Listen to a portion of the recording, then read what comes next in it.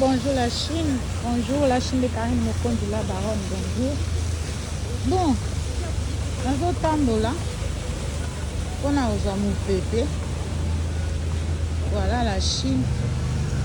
J'espère que vous allez bien. Bonjour Karine Mokonzi, maman Arietta qui coule les princesses de Jésus. Bonjour à tous et à toutes. Voilà.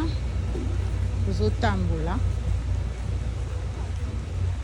Mon pépé, moi ezate, moi ekiti. Tous allez une période très délicate. Vraiment délicat. Vous avez 42 degrés. Ah ouais, tous allez me soutenir avec commis. Moi mon pépé. Et ma longa.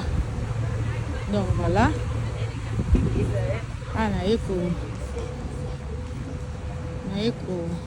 tambola buke mama na bana bayo discuter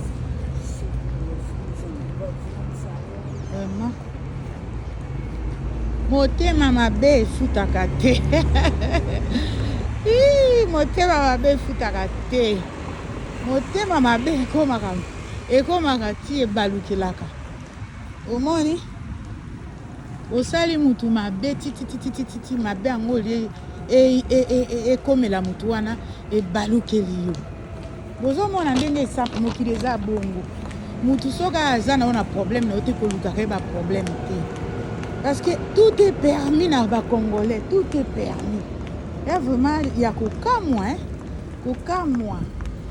bovanda na moninga no bazane des années boswani mpe na moninga yango te boweli mpe eloko te moninga mpe abotoli yo mobali te me yo kaka na ntongo olamuki boye babengi yo boyebi voilà esika bosuki sikoyo mai ntango esopanaka esopani bo eske basi balokota mai na petrole balokotaka kaka mungwa na sukali mais sikoyo petrole na mai nde nini bokolokota yango.